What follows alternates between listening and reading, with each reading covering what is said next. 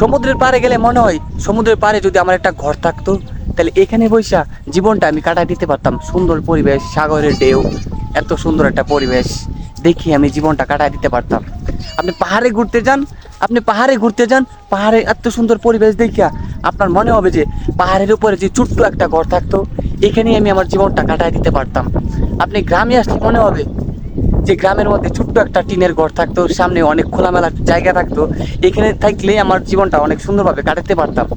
আপনি শহরে গেলে মনে করবেন যে শহরে যদি আমার ছোট্ট একটা রুম থাকতো, এই শহরের এত পরিবেশ এত সুন্দর আধুনিক, এখানে আমার জীবনযাপনটা কাটাইলে হয়তো আমার অনেক ভালো লাগতো। আমরা হাওরে ঘুরতে গেলে ওই সৌন্দর্যের প্রেমে পড়ে যাই। আমরা মনে মনে চিন্তা করি, হাওরের মাঝে যে কেউ যদি আমার একটু জায়গা দিত, এখানে যদি আমি থেকে যেতে পারতাম। এত সুন্দর পরিবেশ, আল্লাহর দেওয়া এত সুন্দর প্রাকৃতিক পরিবেশ, এই সৌন্দর্যর আমি খুবই প্রেমে পড়ে গেছি। এখানে যদি আমি থাকতে পারতাম। আমরা অনেক কিছুই এটা চিন্তা করি, আমরা অনেকেই কিন্তু এই জিনিসটা চিন্তা করি।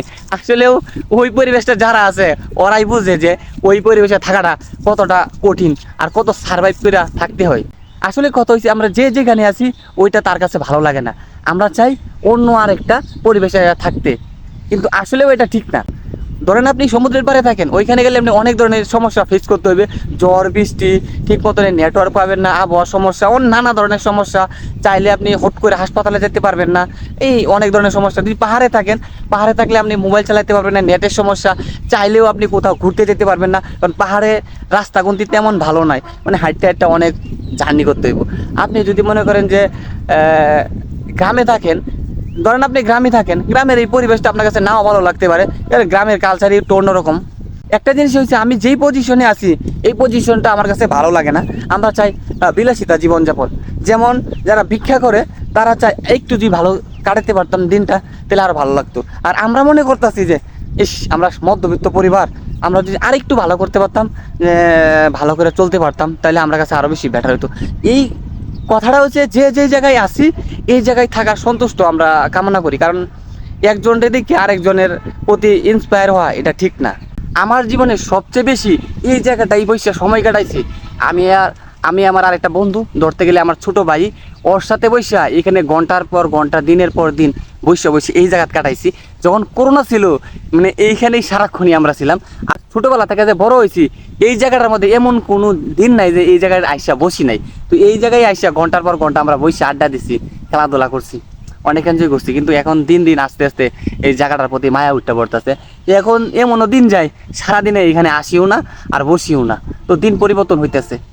তো এই জায়গাটার মধ্যে আমরা একটা চাং বানাইছিলাম, আর এখানে একটা বড় একটা গাছ ছিল, আর এখানে বসে থাকলে অনেক বাতাস, অনেক শান্তি পাওয়া যায়। যেমন সামনের দিকে দেখেন খোলা একটা মানে জায়গা, মানে ধান খেত, এদিক থেকে প্রচুর হাওয়া আসে, আর পিছনে হচ্ছে পুকুর।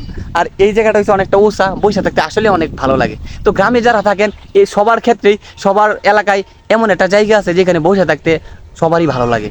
তো আমি এখন গ্রামীণ জীবনযাপন করতেছি। এখন আইছি আমাদের বন্ধের মাঝখান থেকে গরু নেওয়ার জন্য, ওই পাশে গরুগুলো আছে আমাদের, তো গরুগুলা নিতে আইছি। তো আপনাদেরকে আরেকটা রিকোয়েস্ট করতেছি, তো আপনারা আমার ভিডিও দেখেন ঠিক আছে, কিন্তু লাইক কমেন্ট করেন না, শেয়ার করেন না। তো এই ব্যাপারটা আমার কাছে অনেক খারাপ লাগে। তো যেরকম ভিউ হয় ওই তুলনায় লাইক কমেন্ট পড়ে না। তো আপনাদের জন্য এত কষ্ট করে ভিডিও বানাই, আপনারা একটা লাইক করবেন, একটা কমেন্ট করবেন, এটা পারেন না। একটা লাইক করলে কি খুবই কষ্ট লাগে?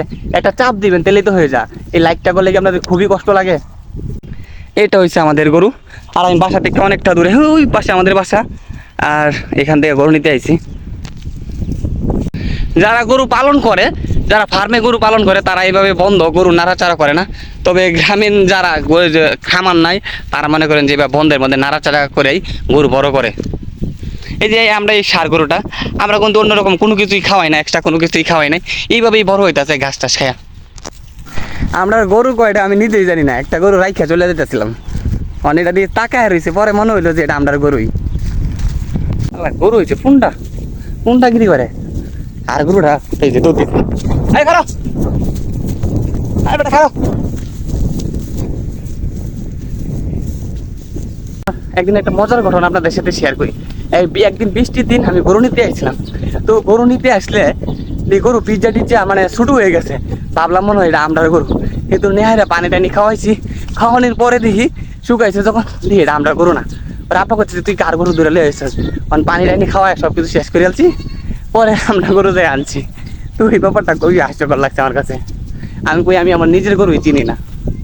লবণ দিয়ে গরুরে পানি দিছি সেটা খানা, কিন্তু এই যে গরুর ওই যে স্পেশাল খাবার কুড়া কাডল দিলে তার এটা সবচেয়ে মজার একটা খাবার, পানি দিছি খাই না, কারণ এটা দিব একদম টকটকে খাইয়া লাইব।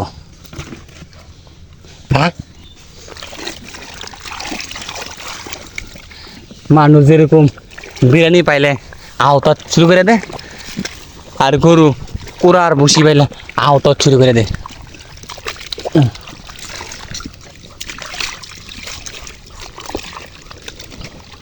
পানিটা মনে আছে কম হয়ে গেছে।